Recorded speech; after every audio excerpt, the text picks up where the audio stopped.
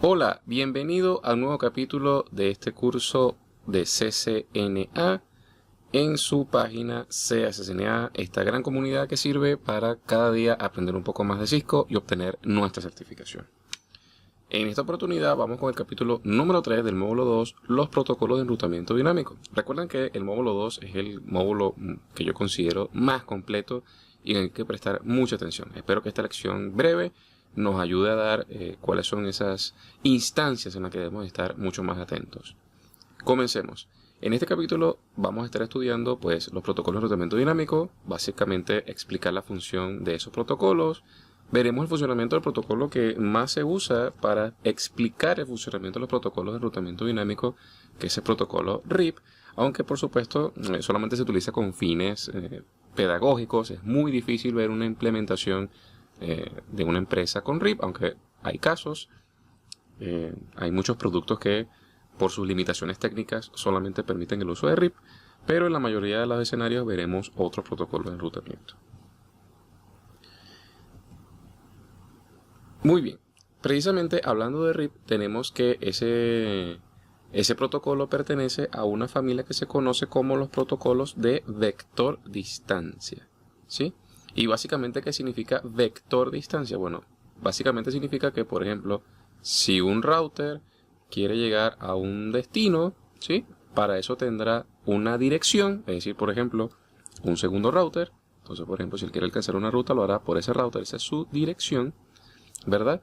Y para alcanzar ese router hay una cierta distancia, ¿sí? Hay una distancia para alcanzar a ese router. Por ejemplo, cada protocolo tiene una forma de medir esa distancia para alcanzar a ese router. Y finalmente, bueno, ese router es el que caminará los datos para llegar a su destino. Entre la categoría de vector de distancia también tenemos el protocolo EIGRP, ¿sí? Por acá lo tenemos. Y hay otra categoría que se conoce como los protocolos de estado de enlace, que en esa categoría tenemos el protocolo OSPF y el protocolo AES-IS, ¿sí? Ambas categorías pertenecen a otro grupo mucho más grande, que son los protocolos de gateway interior. Un protocolo de gateway interior no es más que el protocolo que generalmente vamos a utilizar dentro de la red en la cual nosotros estamos administrando, ¿sí? Mientras que los protocolos que nos permiten comunicarnos con otros sistemas autónomos, es decir, redes que están administradas por terceros, generalmente va a ser un protocolo de gateway exterior, y para eso tenemos un protocolo que se llama BGP, ¿sí? Que es un protocolo de ruta vector, ¿sí? Es un protocolo que estudiaremos brevemente más adelante, puesto a que no se estudia tan ampliamente en CCNA, sino en otras certificaciones, pero ya está incluido los conocimientos básicos en esta certificación. Continuemos. ¿Qué es lo que hacen los protocolos de enrutamiento dinámico? Bueno, el propósito de los protocolos de enrutamiento dinámico es simplemente descubrir redes remotas, ¿sí? Ya nosotros entendemos que nuestros amigos routers lo que necesitan es tener una tabla, y en esa tabla tener la mayor congruencia, la mayor cantidad de información para determinar cuál es el mejor camino de un paquete hacia un destino. Y por tal motivo hasta ahora veníamos estudiando cómo hacer eso con enrutamiento estático. Pero el enrutamiento dinámico pues nos ofrece ese descubrimiento casi en tiempo real de qué es lo que está sucediendo en nuestra red, mantiene esa información de forma actualizada, escoge la mejor ruta. Ya eso lo veníamos haciendo con el enrutamiento estático, pero dependía exclusivamente de nuestras habilidades. Y hay unos componentes principales de esos protocolos de enrutamiento, como la estructura de datos, los mensajes que esos routers tienen que intercambiarse para poder mantener esa información actualizada, y el algoritmo, que no es más que simplemente una serie de reglas que cada protocolo tiene de forma particular para que la actualización de enrutamiento se dé de forma correcta, ¿sí? Continuemos. Acá tenemos un ejemplo de cuáles serían las ventajas y las desventajas de lo que ya veníamos haciendo con el enrutamiento estático. Una de las ventajas era que era fácil de implementar, ¿sí? Era fácil de implementar desde el punto de vista que con un simple comando teníamos el dominio de la información de enrutamiento. Sí, es muy seguro, nosotros somos los únicos responsables de esa información, es decir, no se puede alterar con tanta facilidad. Y bueno, como no existe un algoritmo, no existe ese motor que está gestionando ese comportamiento, por tal motivo el consumo del procesamiento y de la RAM no es tan intensivo. Pendiente con esto que son los datos del examen. Es decir, si nos preguntan, ¿qué hace un menor uso del CPU y de la RAM? El enrutamiento estático. Sin embargo, ese enrutamiento estático tiene unas desventajas. ¿Cuáles son una de las desventajas? Bueno, es que cuando nuestras redes empiezan a tener una mayor complejidad, cuando se incrementa esa complejidad, entonces la configuración se vuelve mucho más compleja en ese mismo orden. Y bueno, que siempre que hayan algunos cambios, vamos a tener que hacer todos los cambios de forma manual. Por el contrario, cuando tenemos este tipo de escenarios, ese es el escenario donde se refiere que la complejidad crece. Imagínense por acá que alguna ruta cambie y usted que manualmente tenga que reemplazar la información en cada uno de esos routers. Los protocolos de enrutamiento dinámico van a hacer esa elección de forma dinámica, ¿sí? Y van a ayudar entonces a la administración de la red, proveyendo rutas redundantes y además van a automatizar todo el proceso de esas rutas alternativas en el caso que alguna falle, etc. Entonces aquí tenemos algunas de las ventajas y las desventajas mostradas en la pantalla. Generalmente entonces va a depender del tamaño de la red, va a ser independiente a ese tamaño, el enrutamiento dinámico se adapta automáticamente a la topología y generalmente mientras se aumenta esa cantidad de routers pues va a ser mucho más beneficioso. Cosa contraria, las desventajas están en que es mucho más complejo de implementar. Yo creo que la complejidad está en que comprendamos cuál es el comportamiento de cada protocolo. Tendremos que entender qué sucede en cada escenario para hacer el tema del troubleshooting. Obviamente va a requerir entonces más uso de procesador y más uso de RAM, ¿sí? Hablemos específicamente de RIP version 2, que es el protocolo que se utiliza para dar como las primeras pautas en este mundo del enrutamiento dinámico. Es muy sencillo. Si queremos configurar RIP, tenemos que irnos a configuración global. Y en configuración global le decimos simplemente router RIP. Eso va a crear una instancia y dentro de esa instancia vamos a crear nosotros la información de las redes. Acá tenemos marcado algunos de los mensajes que van a ser útiles en CCNA, como por ejemplo el comando auto summary, el default information, el comando network, el comando passive interface y el comando version. Muchos de los otros comandos no lo vamos a ver para los efectos del examen, pero siempre es bueno revisarlos para ver cuál es su funcionamiento. Cuando nosotros configuramos un protocolo de enrutamiento, de las cosas más importantes que hay que saber, por ejemplo aquí estamos en el router R1, necesitamos decirle a este router o configurar en el router cuáles son las redes que están directamente conectadas. Eso es lo más importante de los protocolos de enrutamiento. Siempre va a suceder así en cualquiera de los protocolos que va a haber por ahora y configurando siempre con versión 4 de IP. Los enlaces o las interfaces que estén directamente conectadas son las que vamos a declarar, así es más o menos la expresión, con el comando network. Es decir, nosotros vamos a decir network y a continuación vamos a colocar la IP de la red que esté directamente conectada a ese equipo. Es decir, sería esta y esta. ¿Sí? Todas las cosas que tenga ese router directamente conectadas es la información que posteriormente ese router le va a indicar al router siguiente, que hable el mismo protocolo. Y así a su vez ese router le va a decir esa información a este router y luego se la va a compartir a este router y así sucesivamente. Lo importante es que la información que declaremos sea la información local de cada router. Es decir, yo me voy a colocar dentro de R1 y voy a colocar las sentencias network de las redes que se estén directamente conectadas. ¿Qué va a hacer eso? Eso va a activar, por ejemplo, en este caso, RIP en todas las interfaces que pertenezcan a esa misma red.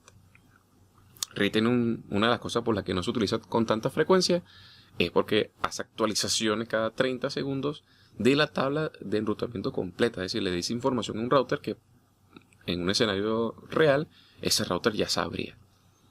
Así que generalmente no es la opción más preferida. RIP tiene dos versiones, RIP version 1 y RIP version 2. La versión 1 se le conoce como una versión de enrutamiento con clase. Recuerden que como clase significa que solo entiende el enrutamiento de las clases A, B y C. Es decir, no entiende subnettings, no entiende que por ejemplo es una barra 25, que es una barra 18. Ese router solamente va a publicar información de que sea con clase. Acá tenemos otros comandos. Un comando que va a ser muy útil para los efectos del troubleshooting. El comando show IP protocols nos va a dar información como por ejemplo cuáles son los timers que se están utilizando. Es bueno para irlos aprendiendo. Actualizaciones cada 30 segundos por ejemplo. nos va a indicar qué versión está enviando el router y qué versión está siendo capaz de recibir. Si actualizamos RIP versión 1, es capaz de enviar la versión 1, pero también es capaz de recibir la versión 1 y 2. Así que si tuviéramos un entorno mixto, de alguna manera tendría cierto grado de funcionamiento. Datos importantes para los efectos del examen, cosas como esta: Automatic Network Summarization is in effect. Por defecto el router sumariza. ¿Eso qué significa? Que si yo declaro una red que no es con clase, entonces el router por defecto va a llevar esa red al límite con clase. Si yo declaré barra 25, barra 27, bueno, va a llevar la red al límite de la clase que sea esa red. ¿Sí? Por ejemplo, si es una clase C, lo va a llevar a la máscara de clase C y así sucesivamente. El máximo número de rutas por las cuales se puede hacer balanceo de carga. Si usted no sabe qué es balanceo de carga, es muy sencillo. Es un router que tiene varias alternativas para mandar un paquete, pues entonces en algún momento va a mandar un paquete por la alternativa 1, luego va a mandar un paquete por la alternativa 2 y luego va a mandar un paquete por la alternativa 3. Eso es balanceo de carga. Para eso tiene que cumplirse algunas reglas que ya veremos en el curso. Otra información importante de enrutamiento acá es el Routing for Networks. Esta información que aparece acá es la información que usted declaró cuando se metió dentro del protocolo y escribió network, la red que haya sido. Esa es la información que está allí. Siempre que uno tiene problemas en los laboratorios o en el examen o en la vida real, si un router no se aprende la red de otro router, es probablemente que en ese router hayamos olvidado declarar la red y este comando nos lo diría. Otra información que aparece acá es quiénes son nuestros vecinos, con quién estamos estableciendo algún tipo de relación con el protocolo en consecuencia. Y por supuesto, si hacemos el comando show per route, veremos en el origen del enrutamiento, en el caso de RIP veremos una R y con cada protocolo tendremos una letra diferente. Si queremos activar la versión 2 de router de RIP, lo haríamos simplemente escribiendo el comando version 2. ¿Y por qué lo haríamos? Porque recuerde que la versión 1 solamente va a compartir información con clase. A partir de la versión 2 tendremos un protocolo sin clase, así que podremos empezar a publicar información de redes que no tienen la máscara por defecto. Si queremos deshabilitar la sumarización automática, es decir, que no lleve la red al límite con clase, lo haríamos con el comando no autosummary dentro del protocolo. Escribiríamos router RIP primero y luego no autosummary. Luego la configuración de las interfaces pasivas, algo que se repite en muchos de los protocolos que vamos a ver en el curso. Una interfaz pasiva significa que nosotros no vamos a mandar actualizaciones de ese protocolo por una interfaz. ¿Dónde no nos convendría hacer eso? Por ejemplo, si estamos ubicados en este router, nosotros queremos compartir información de enrutamiento con el resto de los routers, ¿sí? Sin embargo, nosotros no queremos compartir información de enrutamiento con la LAN. Hacia acá no queremos compartir información. Entonces, por tal motivo, esa interfaz sería pasiva. Aquí siempre suele ser una confusión de los estudiantes. El hecho de que sea pasiva no significa que esta red no se va a compartir a los demás. Los otros routers se van a enterar de esa red, porque todo lo que usted declare ahí en network, los demás routers lo van a aprender. A menos salvo que hayan algunas otras configuraciones específicas que usted verá más adelante que permite filtrar qué información aprenden los otros routers. Pero siempre la confusión es que, bueno, si la coloco pasiva, el otro router no se la aprende. No. Lo único que significa que sea pasiva es que por esa interfaz no se van a publicar actualizaciones de enrutamiento. ¿Cómo propagamos una información por defecto? Una ruta por defecto se hace con el comando default information originate. Eso en el caso de RIP, en este caso, que estamos estudiando. ¿Por qué debemos hacer esto? ¿O en qué casos haríamos eso? Es un router que tiene conectado, por ejemplo, un proveedor de servicio. La configuración más estandarizada es configurar a ese proveedor una ruta por defecto. Y si yo quiero que los demás routers se enteren de esa ruta por defecto, pues lo haré con el comando default information originate. Así a los demás routers pues les aparecerá una ruta por defecto, pero aprendida por RIP. Vamos a ver un poco el estudio de la tabla de enrutamiento. Ya sabemos que la vemos con el comando show per route. Ya entendemos algunas cosas como que, por ejemplo, en esta primera columna están los orígenes, que pueden ser rutas directamente conectadas, generalmente que aparecen con una C. Luego aparece alguna letra de algún protocolo de enrutamiento dinámico, como la R. Y también pueden aparecer rutas estáticas con una S, ¿sí? Para los efectos de CCNA, ese básicamente serían los orígenes de enrutamiento. ¿Qué otra información importante aparece en la tabla de enrutamiento? Bueno, aparecen las redes, que finalmente son las redes de destino a las cuales ese router puede servir, a las cuales ese router le puede enviar información o reenviar esa información. Y aquí tenemos una estructura de una salida. Nuevamente tenemos, por ejemplo, por acá tenemos el origen del enrutamiento. Luego tenemos la red a la que se puede alcanzar. Luego hay un campo que se llama distancia administrativa. La distancia administrativa no es más que un valor que nos indica qué tan confiable es un origen de enrutamiento. De tal manera que si dos routers me están diciendo la misma información, la distancia administrativa podría ser un valor que haga el desempate y podamos confiar más en eso. A menor valor, mayor grado de confianza. Luego está un valor que se conoce como la métrica, que era eso que le está comentando de la distancia. Cada protocolo tiene una forma de medir la distancia para alcanzar una red. En el caso, y en el único caso que es el caso de RIP, se utiliza algo que se conoce como el número de saltos. Es decir, cuántos routers hay que atravesar para llegar a ese destino. Muy importante, es el único protocolo que tiene ese formato para medir esa distancia. El resto de los protocolos tienen sus métricas totalmente diferentes. Luego está el siguiente salto, el next hop, que sabremos que cuando aparezca la palabra vía, bueno, vía significa que este es el destino al cual tendremos que mandar información para llegar a esta red. Alguna marca de tiempo y bueno, cuál es la interfaz de salida por donde finalmente ese paquete va a salir. Algunas otras cosas muy académicas de cómo se lee la tabla de enrutamiento podrán leer en algunos manuales el tema de las rutas finales, las rutas de nivel 1, las rutas padres de nivel 1 o las rutas hijas de nivel 2. Veremos eso con un poco más de detalle. Por ejemplo, una ruta final es simplemente una ruta que contiene una dirección del siguiente salto o una interfaz de salida. ¿Sí? Es decir, cuando usted al final ve, por ejemplo, una interfaz de salida, estará en presencia de una ruta final. Es decir, porque ya por el paquete está completamente identificado con su ruta para salir. ¿Sí?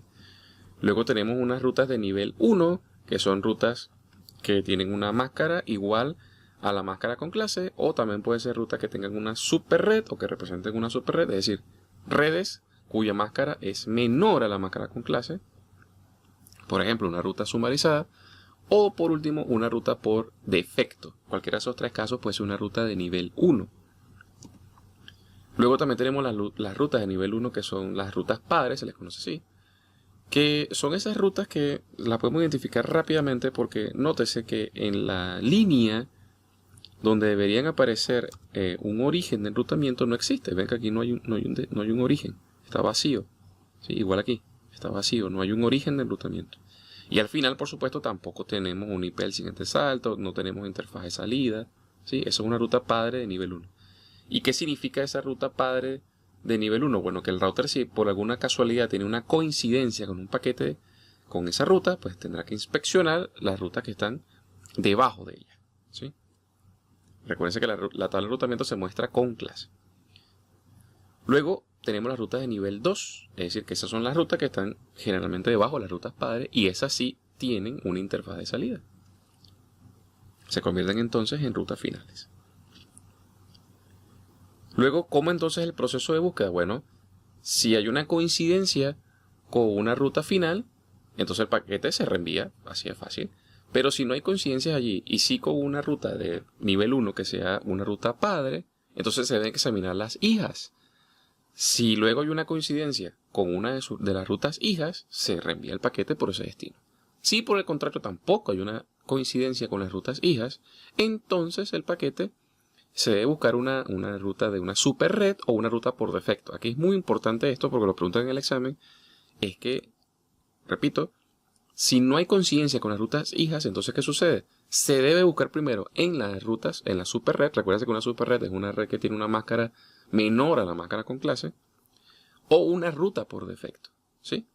Para que sea usada para reenviar el paquete. Si no hay ninguna coincidencia, el paquete se descarta. ¿Por qué hago esta advertencia? Porque en el examen siempre somos como impetuosos y siempre creemos que si no hay coincidencias en la tabla, directamente va la ruta por defecto. No, primero va la super red y luego consulta las rutas por la ruta por defecto. Perfecto. Otra pregunta de examen es que lo que determina finalmente si un paquete, a dónde se va a enviar un paquete, es la máxima coincidencia. ¿Sí? Por ejemplo, acá tenemos un paquete que está como destino la 172.16.0.10. Pero el router tiene 3 rutas para llegar a ese destino, ¿sí? Entonces, la ruta que tenga la mayor coincidencia, ¿a qué se refiere eso? Recuerden que la coincidencia, en este caso, la determina esto, la máscara de su red. Vean que estas redes parecen que son iguales, ¿no? 172.16, 172.16, 172.16. ¿Qué es lo que varía? La máscara, ¿sí? Y la máscara con la mayor cantidad de bits con respecto a este paquete que está destinándose es la última. Y por tal motivo, aparentemente o a pesar de que estas 3 rutas son muy similares, el router finalmente decidirá mandar el paquete por la ruta número 3 porque tiene la mayor coincidencia de bits. Nótese que esta dirección ha sido pasada a binario y si usted compara esta dirección con respecto a esta, existe la mayor coincidencia de bits. Por eso que el router, a pesar de que las 3 rutas son similares, lo hará por la que tenga la mayor coincidencia de bits. Pendiente con eso, pregunta de examen, no se deje llevar por protocolo de enrutamiento, por distancia administrativa. Esas son formas, por ejemplo, la distancia administrativa es un valor que se toma en cuenta para instalar una ruta en la tabla de enrutamiento, pero la decisión final de reenviar un paquete es de acuerdo a la máxima coincidencia.